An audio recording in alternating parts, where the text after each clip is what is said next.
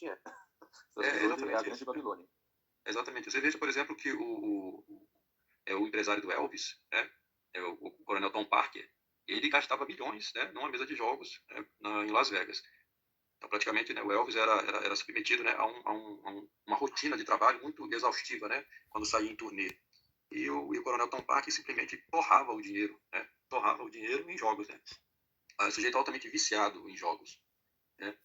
Mas eu falava do Liberati, né, o Liberati, notório homossexual, né, morreu com AIDS, morreu, se não me engano, nos anos 80. Há um filme sobre a vida dele, porque, né, virou também uma espécie de modismo fazer filmes, né, sobre a vida dessas pessoas, como foi o caso do Liberati, do Fred Mercury, do Elton John, né. Então, o Liberati, ele fazia aqueles espetáculos, né, em Las Vegas era um exímio pianista, isso deve-se dizer, né, muito talentoso. Então, ele era extremamente habilidoso, extremamente virtuoso. Então, executava o boogie-woogie. O boogie-woogie é um estilo altamente dançante, né. Então, o rock começa mais ou menos assim, né? Mas eu ia dizer que, na verdade, né, essa questão do heavy metal me parece ter uma cara mais inglesa, né, do que americana. Que a primeira geração do rock nos Estados Unidos era mais rockabilly, né, e ela se desintegra ainda no final dos anos 50, com a morte, né, do Buddy Holly, do Ritchie Valens, né, um acidente aéreo. Até tem uma canção do Don McLean, né, American Pie, né, onde ele fala essa história, que o dia que o rock morreu, né, e foi nesse acidente aéreo. E, quer dizer, morreu uma geração, né, do rock. O Elvis, ele vai pro exército e depois fica fazendo aqueles filmes, né. O Coronel Tom Parker coloca ele para fazer filmes em Hollywood, né. Até que ele se cansa daquele, ele fez não sei quantos filmes, vários filmes. E aí depois ele retoma o palco justamente em Las Vegas, né. Então ele vai se vestir igual o Liberati, né. Vai usar aquelas roupas espalhafatosas que caracterizam o Elvis. Mas nessa lacuna, nesse período de lacuna, é que entra o rock inglês. E o rock inglês, ele já começa, né, com conotações, né, satânicas e pervertidas. Eu ia dizer que, né, se não me engano, a primeira banda, né, que demonstra isso mais explicitamente foi o The Kinks, né, uma banda inglesa, com a canção chamada Really Got Me, e depois foi até regravada pelo Van Halen, né. O Led Zeppelin começou assim também. Essa banda eu particularmente não conheço. Conheço o Led Zeppelin, que já começa com um som mais pesado. E sim, sim. O Led Zeppelin, na verdade, né, primeiramente era o Yardbirds, né, que era uma banda composta pelo Jimmy Page, que era o guitarrista. Clapton.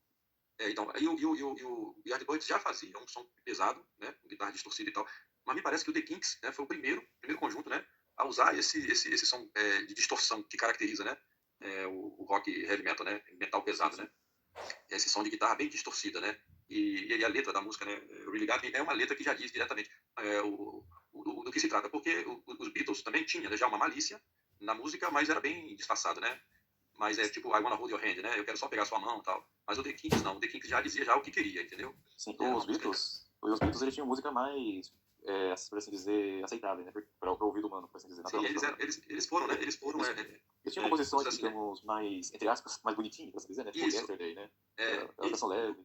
os Beatles, eles precisavam primeiro ter uma aceitação, né, dos ingleses, primeiramente, né, porque quando o rock, né, estourou nos Estados Unidos, é claro que, né, na Inglaterra ele chegou também, só que não era uma coisa bem vista, né, enquanto o rock nos Estados Unidos ele já tinha já seu lugar, né, na própria televisão americana, os ingleses viam aquilo ainda com certo, né, porque os ingleses eram mais conservadores, né, do que os americanos. Então, mas o que eu quero dizer é o seguinte, os Beatles, eles sempre foram, né, da pesada, sempre foram.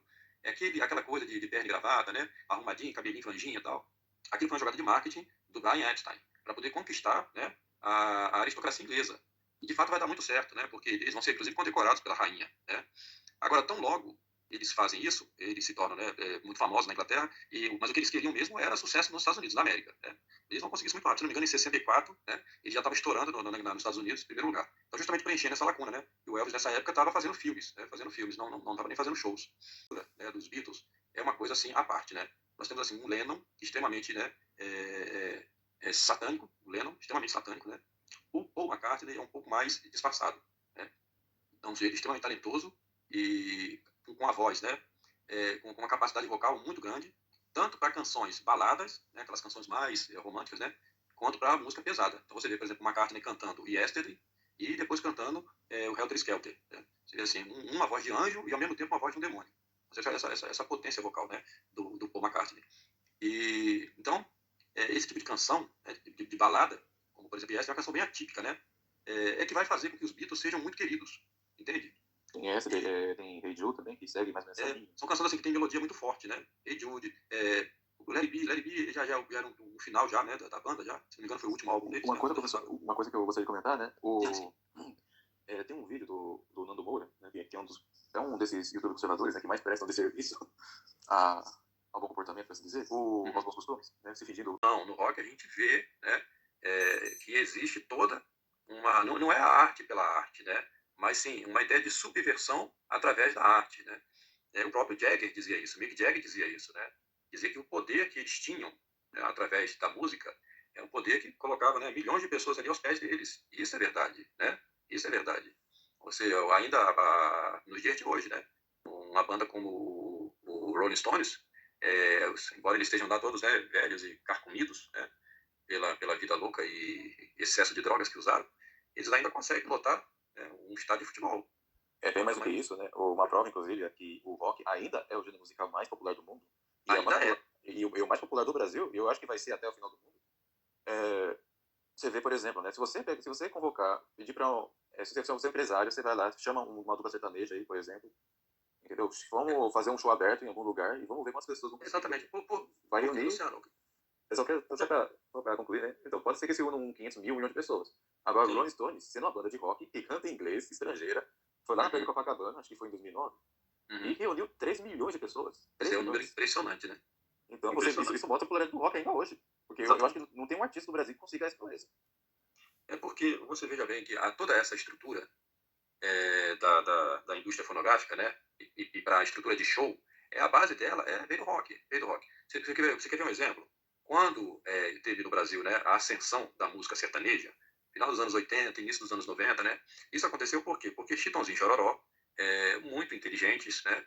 Eles importaram toda aquele aparato, né, de som que as bandas de rock tinham, né? Você não ia fazer o Chitãozinho e Chororó, o Leandro e Leonardo, Zezé de Camargo e Luciano não fariam o sucesso que fizeram se tivesse com uma estrutura de música sertaneja, né? Então não, eles tinham que utilizar uma estrutura de rock, né? Então uma banda de rock, banda de apoio de rock, bons guitarristas, bons bateristas, né? Backing vocal, bons tecladistas, toda a parte de Tanto é que tem iluminação, música, de efeito, né? tanto é que tem músicas sertanejas, né? Que eu não. Só pra deixar bem claro pros ouvintes, eu não ouço música sertaneja, tá? Mas infelizmente vira e mexe, a gente escuta por tabela, pra se dizer. Entendeu? Ele tem músicas sertanejas que usam solos de guitarra muito semelhantes aos de rock. Especialmente Você vê o hard rock. Estilo Guns N' Roses, um Aerosmith, né? Que é só de guitarra chorando, né? Com distorção, etc. Então, eles usam a esse coisa toda recurso. foi assim. E você sabe que no Brasil, nos anos 60, houve um manifesto contra esse tipo de coisa, porque, né, pessoas como Elis Regina e outros compositores, né, que viam isso como algo ruim, essa invasão, né, da indústria fonográfica anglo-americana e com toda essa estrutura, porque os brasileiros não conseguiam competir com isso, né? Falando, né, com o perdão da palavra que eu vou usar aqui, né, mas falam assim, eu já vi roqueiro falar, sertanejo é música de corno, né, é música de homem que sofre adultério, que sofre adultério da mulher. Não, mas não é bem assim, porque se você escutar as músicas românticas de rock, é a mesma coisa. É a mesma coisa. Vai escutar um Don't You Cry do Guns N' Roses, vai escutar um Crying do o Imagine do Aerosmith, entendeu? Eu tenho esse exemplo, o Slow, né, do Motley Crue, é toda a mesma porcaria, entendeu? Segue toda essa linha. O roqueiro não tem moral pra falar, do música sertaneja quando se trata desse tipo de música. O rock tem a mesma coisa. E o sertanejo, né, importou do rock a estrutura de palco, a estrutura de som, de sonoridade, né, de peso musical. Você pega, por exemplo, né, as bandas de rock nacional dos anos 80, você vê claramente a diferença de qualidade, né, de sonora, né? Isso ficou muito evidente no primeiro Rock in Rio, 1985, se não me engano, foi o primeiro Rock in Rio. Vieram bandas, né, como, por exemplo, né, por exemplo, também um disco, né? A gente chama disco que era o que era usado antigamente, né? Hoje é o CD e tal. Mas antigamente era o vinil, né? Então aí você pega lá, por exemplo, uma banda como o Barão Vermelho, por exemplo, aí você escuta, né? A gravação, né, parece que os operadores, né, de som, né, tanto dos ingleses quanto dos americanos, você vê um nivelamento entre os instrumentos musicais. Você consegue ouvir todos os instrumentos musicais muito perfeitamente.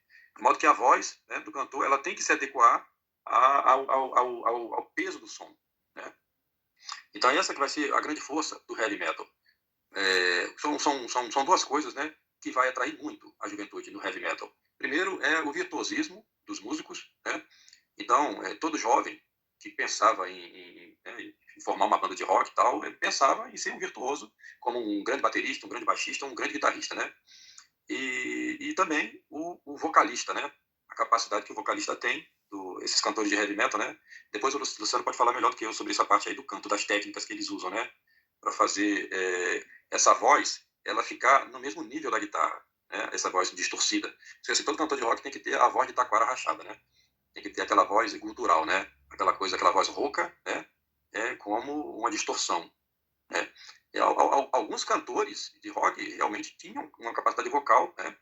Acho que, se não me engano, né? Eu comentei com o Luciano já isso, né? Me parece que o Ronnie James Dio, né? Foi um dos maiores, assim, né? Um dos maiores vocalistas. A exceção vocal dele é de um tenor baixo. Aí você vê, né? Ele tinha qualidade de tenor. Ele tinha uma exceção vocal de um tenor. Ainda que seja um tenor baixo. Isso significa que é uma exceção vocal muito grande. Ele era um vocalista talentosíssimo. Talentosíssimo. É alguém que realmente sabia cantar. Então, Sim. isso eu acho importante também, né? Para as pessoas saberem, antes de criticar o rock, e tem que criticar mesmo, né? Não existe uma falta de talento generalizado do rock. Claro que a maioria dos artistas de rock realmente não são lá muito talentosos, mas vai ter essas exceções aqui e ali. É o Sim, caso do Ron James Dio, no vocal, é um deles. Ele é alguém que sim. realmente sabia cantar, assim como também o caso do baterista, o Neil Peart, né, Do Rush. do Rush, ele é considerado o maior baterista de todos os tempos. Ele, não sei dizer se ele realmente foi o melhor, né, mas pelas desempenhos que eu vi, com a minha experiência, ele é o melhor que eu vi. Todo baterista que eu conheci sempre tinha o Neil Peart como referência, né? Porque tanto ele tinha muita, né, independência, né? Que todo baterista precisa ter, né? Precisa ter essa independência, que usava acho que 2 bumbos, né? E a bateria do Neil Peart é uma coisa assim impressionante, né? Rodeava ele, né, ele tinha vários. Ele vai chegar, né, com força total, preenchendo aquela lacuna, né, da ausência da primeira geração do rock. Então, o rock inglês, me parece, né, que já vai entrar nos anos 60, ainda nos anos 60, com uma conotação já bem ligada, né, a Aleister Crowley. A maioria dos roqueiros, né, ingleses, eles tinham uma ligação ou muito próxima, né, ou pelo menos tinham uma admiração profunda por Aleister Crowley, que é algo difícil é, da gente entender. Porque, geralmente, quando as pessoas se interessam por rock, as pessoas não estão interessadas nesse tipo de coisa, né? As pessoas estão mais interessadas ou na fama, na fortuna, né? Geralmente, né, é uma coisa que mexe muito com o ego, né? Por isso que todo artista de rock que obtinha sucesso, né, se tornava muito egocêntrico, né? Mas essa relação com o satanismo é algo assim, tanto quanto difícil da gente conseguir localizar exatamente o ponto exato, né, onde é que isso começa. A gente sabe que o Crowley, ele fazia parte, né, de uma sociedade secreta, se não me engano, até o próprio Winston Churchill fazia parte de uma sociedade secreta junto com o Aleister Crowley, ainda na época que o Churchill era jovem ainda, né? E já anteriormente a isso também, se não me engano, não sei se era o avô do Churchill, né, fazia parte do Hellfire Club. O Hellfire Club é do século XVIII, né? Era uma antiga abadia que foi transformada, né, no Clube do Inferno. Sir Francis Dashwood. Então, esse Francis O Dashwood Benjamin Franklin, se não me engano, fez parte também fez parte, Benjamin Franklin fazia parte do Hellfire Club. Assim, muitas pessoas, né, importantes na época eram membros do Hellfire Club. No Hellfire Club eles faziam, né, missa negra, né, o nome já está dizendo, né? Então, tá lá até hoje, né? Quem tiver a isso teve oportunidade de ir lá visitar, né, é uma descida ao inferno. A coisa fica lá no subterrâneo dessa abadia. muitas Né? figuras relevantes da própria história americana, né, fizeram parte desse clube aí. Inclusive, eu posso até recomendar o conjunto uma conferência do professor Marcelo Andrade sobre a história dos Estados Unidos. Ele trata disso já na primeira aula. É. É muito. Pois então, e é importante saber disso, né? Talvez porque é o país Moura... é o berço do rock, né? Exato, exatamente. Talvez o Nando Moura eu não conheça, né? A fundo, né? Como ele é músico, né? Então ele vai mais na questão, né, musical. Mas tem todo um contexto, né? Como eu estou dizendo, tem todo um contexto que precisa ser analisado, né?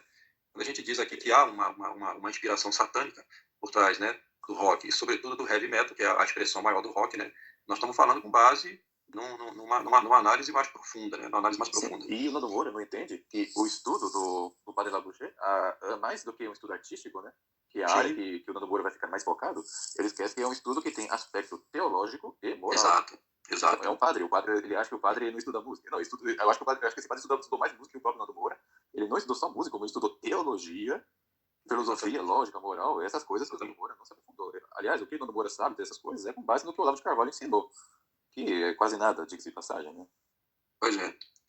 E aí nós precisamos entender, né, que essa questão, a questão teológica, ela é muito importante, porque, né, quando a gente fala em satanismo, a gente está falando do príncipe desse mundo, né, e a gente fala nisso porque a gente sabe que nós temos uma alma racional, e nós temos uma alma, por ser racional, por ser espiritual, ela não pode morrer, né? Então, a nossa alma, ela é imortal.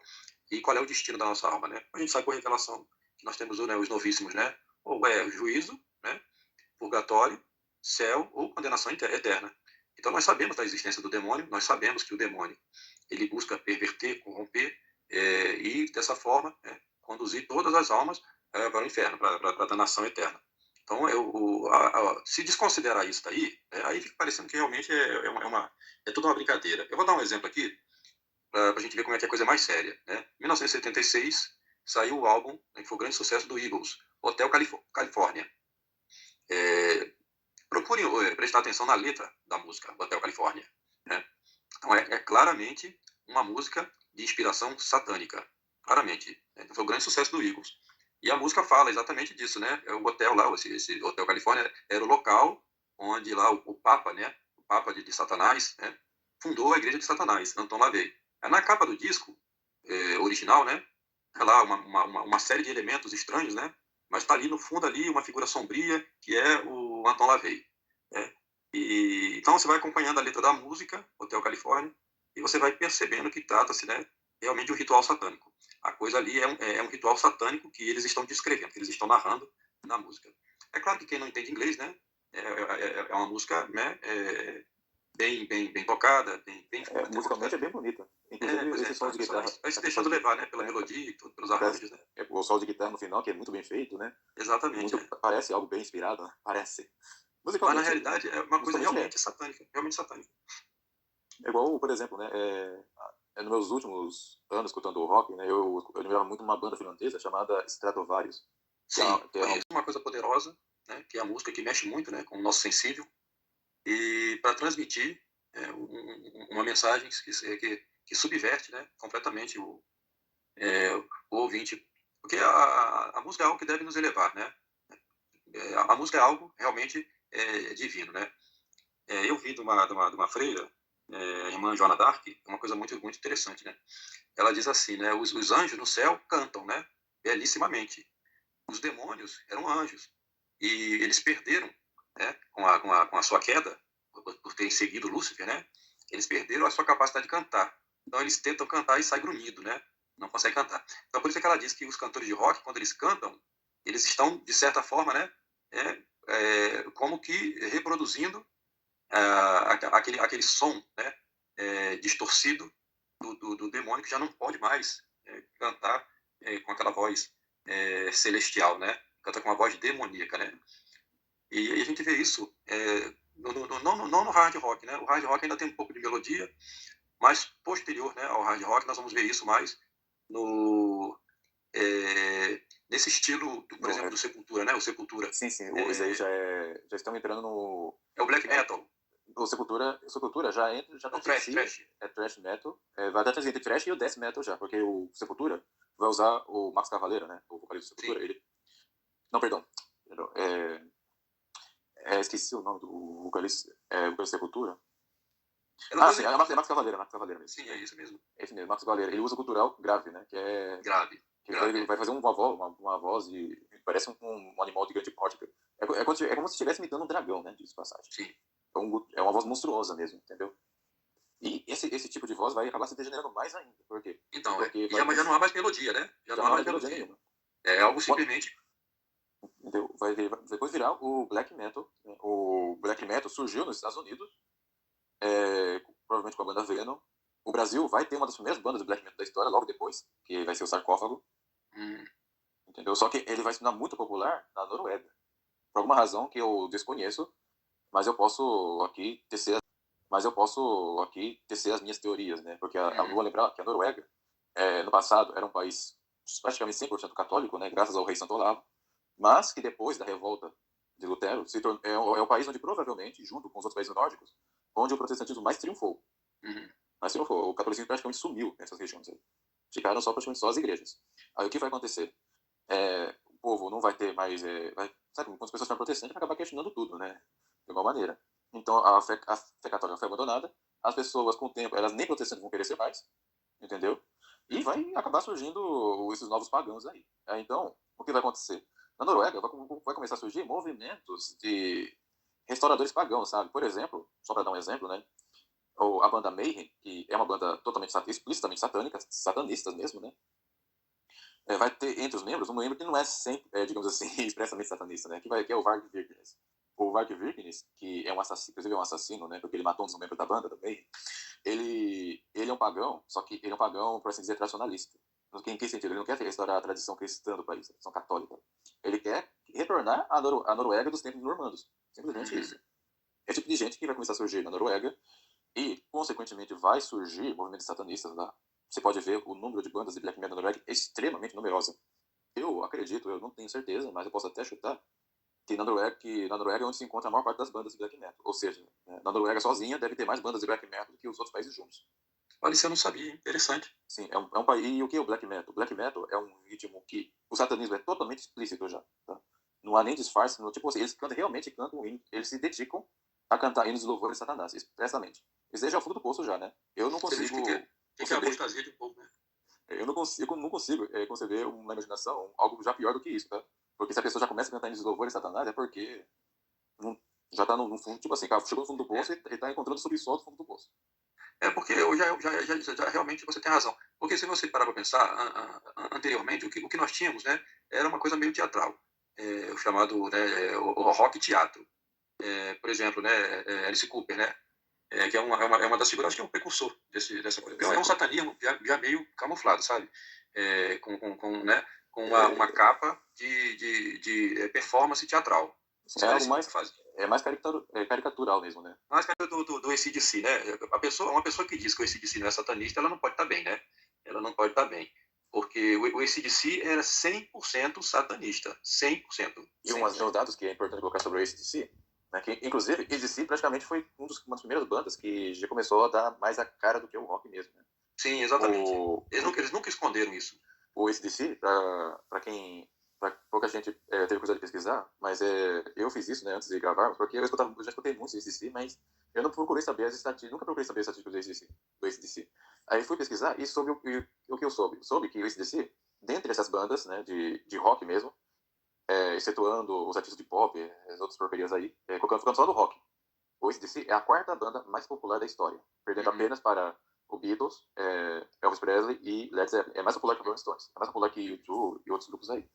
AC/DC vendeu mais de 200 milhões de discos, né? 200 milhões de discos. O segundo álbum mais vendido da história da indústria fonográfica, isso já inclui, segundo já incluindo tudo, tá? Já inclui todos os álbuns dos Beatles, inclui todos os álbuns do Elvis, tudo. O segundo álbum mais vendido da indústria fonográfica, perdendo apenas para o Thriller de Michael Jackson, é Back in Black do AC/DC. É o segundo álbum mais vendido da história, mais de 50 milhões de discos vendidos. Esse disco, né, excetuando a pirataria, excetuando as reproduções em rádios, na televisão, shows, reproduções do Back in Black. Eu aqui fiz a pesquisa, então, eu lembro muito bem que é Hell Bells. Né? Qual é o nome da música? Hell Bells. E aqui convém fazer uma breve leitura da péssima tradução dos 7 letras, né? Mas é o que tem, acessível em mãos agora. Sim. Mas olha só a letra, tá? Pegando uma das estrofes aqui. Diz aqui, ó, trazendo para o português diretamente. Eu vou dar arrepios na sua espinha. Se você gosta de maldade, você é meu amigo. Olha só, se você gosta de maldade, você é meu amigo. Isso é uma banda, isso é o que eles cantam. Vejo a minha luz branca quando apareço à noite. Ó, presta atenção nessa parte. Porque se os bons estão na esquerda, então eu fico na direita. Não farei prisioneiros, não pouparei vidas. Ninguém vai resistir. Eu tenho meu sino e vou te levar para o inferno. Eu vou te pegar. Satanás vai te pegar. Eu não preciso dispensa comentários, né, na verdade. Faça os comentários. Não dá para cantar uma coisa dessa, né? Então, aqui vai entrar, professor, no aspecto moral, né? É bom lembrar, só para dizer uma coisa para os ouvintes, é só uma coisa, tá? Não escutar, em termos genéricos, escutar rock em si não é pecado, tá? Não é pecado em si, só que é bom lembrar. Sem considerar o rock, tá? Vamos considerar a música como um todo. Considerando a música como um todo. Eu peguei aqui, antes que alguém fale assim, teologia moral é para sacerdotes. Concordo que é sacerdotes, tá? Só que o livro que eu peguei aqui se chama Teologia Moral para Seglares, Teologia Moral para Leigos, do padre Rôlio Marim. Ele não é tradicionalista, tá? Pelo contrário, ele foi um dos maiores entusiastas do Vaticano II. Então, então aqui não é, ou seja, o que eu vou dizer aqui não é coisa de rede trend. É a opinião de um teólogo que não é tradicionalista. O que ele vai dizer aqui? No número 551 do seu manual de teologia, a respeito, olha, a sessão se chama sobre o pecado do escândalo. Sobre o pecado do escândalo. Aqui diz na sessão sobre teatros e espetáculos em geral. Uhum. Não é só teatro, então não é só teatro, é outras coisas também. Vai incluir concertos e musicais, vai incluir baladas, vai incluir, bailes virá depois, só que podemos incluir músicas, execuções públicas e músicas, né, etc. E tal. Ele vai dizer o seguinte: são gravemente escandalosos os espetáculos em que se representam coisas notavelmente obscenas, ou em que apareçam pessoas meio desnudas, ou se dizem coisas altamente provocativas, piadas ou cobras indecentes, ou se ridicularizam os bons costumes, ou se proclamiza o vício e moralidade. Tais são a maior parte dos filmes e outras obras teatrais qualificadas e gravemente perigosas para as eclesiásticas. E aqui vai dizer também que são muitas emissões de rádio, televisão e coisas semelhantes. Cometem grave pecado de escândalo, os compositores da letra e música e empresas que representam em seus salões, os atores que atuam neles e os que contribuem com seu dinheiro e aplauso. Olha só, vocês que assinam Netflix, prestem atenção.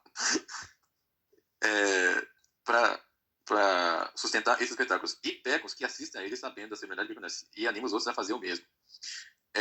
Em outro aspecto, comete gravíssimo pecado de escândalo. O autor, compositor, empresário, atores e colaboradores de uma representação na que se impugna ou ridiculariza a religião e a fé. E os costumes cristãos pecam gravemente a que assistem a ela. Ou discutindo o perigo próprio e a posição do religioso enquanto tal. Não consegui bem traduzir. Mas aqui também encaixa a música, tá? Então, se vocês aí vão uma festa, coloca uma música dessas, também esse Real Bells aí. Imagine só você tá numa festa, você vai fazer uma festa, né? Imagine só você vai fazer uma festa, reúne os amigos, familiares, vamos colocar um sonzinho aqui, tá? E vamos colocar um Real Bells. Vamos colocar Back in Black às vezes. Você está cometendo um pecado grave. Agora você imagina, Luciano, por grave. Exemplo, né? Não é o que aconteceu. Não é opinião nossa, né? Então lembrar disso. Não, é assim, não, tem que se pensar nisso aí, tem que se pensar. Não vou dizer que são todas, mas diria que 90% são pecaminosas sim, né? Aqui tem que dizer, classificar alguns grupos de músicas de rock, né? Eu poderia dizer o seguinte, né? Tem um primeiro grupo de música que são evidentemente pecaminosas, até mesmo só de ouvir. Né? Essas músicas de black metal aí, essas daí, se você escutar para se deleitar, é porque você curte, escutar essa música já é pecado, já é pecado grave ainda. Esse tipo de música aí, aí, cara, você já está compactuando. Já está compactuando. É impossível você ouvir, por exemplo, um conjunto como esse Slipknot, né? Totalmente, entendeu? Não tem nem que cogitar. Não. E ele não tem desculpa não, né? Se a pessoa escuta um AC/DC por inocência, né? Vai ouvir esses daí, e já não tem mais desculpa. Você olha a capa desses discos aí, então esse primeiro grupo aí, o católico tem que descartar totalmente. Não tem nem que cogitar escutar isso daí. Agora, tem um segundo grupo de música que podemos classificar, que já são músicas que, escutando, não são pecaminosas, mas que causam uma certa desordem nas paixões, entendeu? São músicas que não são músicas que não são desaconselháveis. Tá? Boa parte da música de hard rock são assim, que não são pecaminosas, mas conduz a pessoa à moralidade. Elas são erotizantes, né? Sim, são causam desordens. Sim. Eu ia dizer do White Snake, né? Mas é bem sombrio, né? Bem assim, macabro, sabe? Evanescence. Sim. Uma boa cantora, mas uma coisa assim lúgubre, sabe? Pavorosa, uma coisa assim que te conduz, né?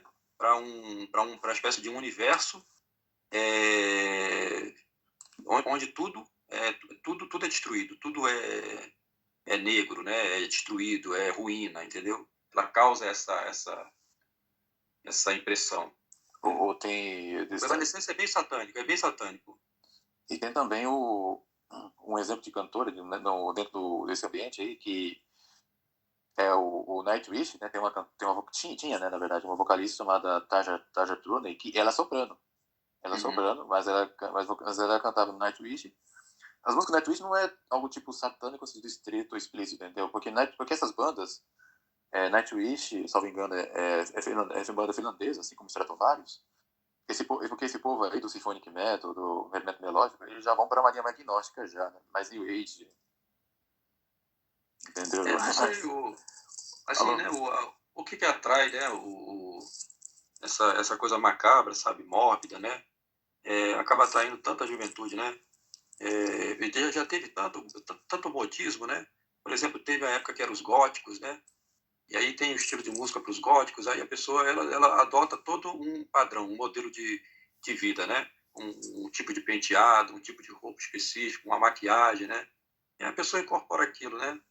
É, hoje, francamente, eu já não sei nem mais identificar, porque a coisa chegou a um ponto, tenho alguns amigos, né, que são psiquiatras e falam para mim, olha, eu tenho que atender algumas pessoas com um terço, né, embaixo da mesa, porque aparecem pessoas que são verdadeiros demônios. A pessoa já se transfigurou, sabe? De tanto ouvir essas coisas, a pessoa já implantou chifre na cabeça, já cortou a língua, ficou com língua, né, igual a língua de serpente, já cortou o nariz para ficar com o nariz igual de morcego, sabe? Brinco aqui, não sei mais o que, piercing, tatuagem, né? Quer Então, dizer, vai se desumanizando, sabe? De tanto ouvir essas coisas, né? De isso tanto se que. deixar arrastar por isso, né? A pessoa já não quer mais ser um ser humano. Aí você Ela vê, né, quer que ser uma o. espécie de um personagem saído de uma música dessas. Aí você vê que algo que os que defendem o rock não entendem. Né? Tipo, o que tem o Nando Pois Moura, é, né? Ele fala que o problema do rock, de certas músicas de rock, é que ele está sendo usado para transmitir ideias revolucionárias. ele disse que não é, a culpa não é do rock, né? A culpa é Bem, do eu cara que tem. concordo, tipo assim, eu concordo com ele. Só que o que ele não entende é que o rock em si mesmo é isso. É isso, é. Entendeu? Uma coisa é você falar, né? Por exemplo, né? Vamos falar de música clássica, né? Ok, Pois aí é, tem música clássica boa, mas tem música clássica mas você vai pro Richard Wagner é mal, evidentemente mal. mal. É um compositor talentosíssimo, mas as composições dele são Sim, más, sim. entendeu? É uma música que não faz bem ouvir. Não faz bem ouvir. Sim, Né? ainda que seja artisticamente boa, mas não tem É, uma finalidade boa, não entendeu? tem. Agora só que a música clássica, né, música erudita, né, que nem a do gênero do Richard Wagner, não é má em si mesma. Ela não serve originalmente para transmitir ideias, comunicar ideias revolucionárias. O estilo que o Mozart compunha, que Sim, o ritmo barroco sim, não foram feitos para comunicar ideias revolucionárias. O rock surgiu estruturado para isso, entendeu? sim. E é difícil de mudar. É como você tentar, por assim dizer, por exemplo, né, é a mesma coisa que se você tentar compor uma canção cristã usando os componentes do rock, é como você tentar transformar um bordel numa igreja. É Algo, exatamente isso aí. Boa analogia. é difícil fazer isso. Boa analogia. Pode tentar, Você vai, mas você vai dar ruim. vai. De qualquer forma, você vai, né? Vai pegar uma coisa que era boa e você vai transformar numa coisa demoníaca. E é o que faz, né? O protestantismo sempre fez isso, né? Esse que eles chamam de louvor, de hinos, né? Sim. É simplesmente isso daí, é pegar. O que a música gospel é, né? Música gospel são pessoas cantando, né? Usando toda essa dinâmica, toda essa estrutura do rock, né?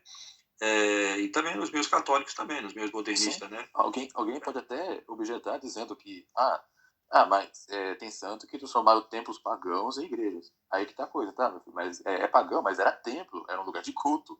O que vai acontecer é substituir a religião. É um lugar de É, culto, é próprio de para culto. Agora, se você, no exemplo de bordel, se é um lugar para a prática de pecado, a pessoa que entra no lugar desse vai pensar em pecado, porque vai lembrar que é um lugar uhum, de bordel. É a mesma coisa se você pega uma letra, você pega uma letra cristã e coloca um ritmo de rock, tipo, a é. letra pode ser boa, pode ser bem intencionada, pode ser piedosa, mas está inserida num ritmo estruturado originalmente para É. transmitir ideias revolucionárias. Não Lógico, você vai vai dar misturar uma coisa. certo. Você vai misturar uma coisa santa com uma coisa profana. Você pegar, É, não precisa nem ser rock, pode um forró, né? Uma lambada, ou você pegar uma sim, um música. axé ou uma música Pois é, sertaneja, você vai, não vai dar você vai certo. usar uma. Quer dizer, você vai juntar uma coisa santa com uma coisa profana. Né? Para Você comunicar pode ideias fazer isso. santas, já temos gêneros próprios para isso. Já temos o canto gregoriano, o canto polifônico, Exato. O rock só comunica o que ele pode comunicar. Né? ideias Que, é, revolucionárias. que é o quê? Pois é, que é distorção, né? É, e para que isso funcione, a coisa tem que estar num volume. Né? O rock tem todo um conjunto, né, que acompanha ele, né? É o volume, a intensidade do som, né? É, a característica do timbre da guitarra, que, né, a gente chama heavy metal justamente por causa disso, né? O metal pesado é o timbre da guitarra, né? Que dá E é o peso. sempre vigoroso, sempre pesado. Você escuta Master Puppets do Metallica, né? Você não Você tem vê como você ouvir o aquele riff rock e se pesadão. elevar, e ter a alma elevada. Não tem como. Né? Aí você pega, por exemplo, esse conjunto de rock católico, entre aspas, né? O Rosa de Sauron, né? É satânico, é demoníaco. É É. demoníaco. E esses grupos aí, É tipo Rosa mais de ou menos Sauron, como o Evanescence ou como o Ed Vedder, como chama? Pearl Jam, né? Pearl sim, Jam. sim. Você escuta aquilo ali, é demoníaco a coisa. A coisa é demoníaca. Uma coisa, professor, inclusive, que eu preciso comentar aqui, eu acho que até que esses grupos como Rosa de Saron, esses grupos que se pretendem ser católicos, entre aspas, cristãos, no sentido conciliar da palavra, entende? É, eu acho que esses grupos aí, eles conseguem ser até piores, né, do que essas bandas, esses black metal da Noruega aí. Eu acho que é pior. Porque primeiro, esses black metal da Noruega aí, né, tipo, eles fazem sucesso por lá, né? Em alguns outros É. pontos, porém, tipo, você bota esse grupo pra tocar numa praça aí, a maioria da pessoa não vai levar a sério, né? Te liga até a polícia pra apelar pra retirar eles, porque o que eles fazem? Eles tem um batedor de lata na bateria, um cara usando aquele gutural agudo terrível ali, né? O Uhum. pessoal não vai levar a sério, porque não tem musicalidade, não. Eles se vestem uma coisa que ainda, pelo menos por enquanto, né, ainda desperta um certo asco nas pessoas, né? Tipo, se bota na praça, tipo, o pessoal vai olhar e pensar, o que esses caras estão fazendo aí, né? Entendeu? Ninguém vai levar a sério. Agora, entendeu? Então, eles acabam não vão ter muito sucesso na comunicação das suas ideias péssimas. Agora, esses grupos aí, tipo o Rosa Saron, entendeu? Que já é uma coisa mais.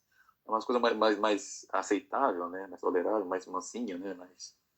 Mas é sempre pior quando você mistura, né, o sagrado com o profano. É sempre pior. É, Entendeu? Até tenta comunicar letras piedosas, né? Mas aí você está se utilizando de um meio profano. Então, na realidade, você passa, né, a blasfemar. Né? Você está falando de Nosso Senhor Jesus Cristo usando uma música profana, né? Uma música que conduz a um estado de espírito que está, né, mais de acordo com o satânico do que com o divino. Então você está jogando o nome de Nosso Senhor, né, no chão e, Sim. e profanando e blasfemando contra Deus. Por isso é pior, né? Sim, É pior. como eu vi o padre Joaquim numa conferência, né, ele chama atenção para uma coisa, né? O católico ele foi feito para o sobrenatural, né? Para levar a alma a Deus, né? Sim, sim. Sobrenatural, né? Agora, uma pessoa e no sobrenatural só tem Deus, né? Claro. Agora, quando essa pessoa fica focado no natural, naquilo que fica só naquilo que naturaliza, por assim dizer, a pessoa vai se elevar para aquilo que tem de mais elevado no mundo natural. O que tem de mais elevado no mundo natural? São os anjos. Mas quais são os anjos que estão aqui nesse mundo natural? Os demônios. Exatamente. Né? Quem vai acabar atraindo essas pessoas é o demônio, porque o demônio é quem manda. Por que o demônio é o príncipe Uhum. desse mundo? Porque é ele o mais poderoso daqui. Não tem ninguém mais poderoso Pois do que o é. demônio.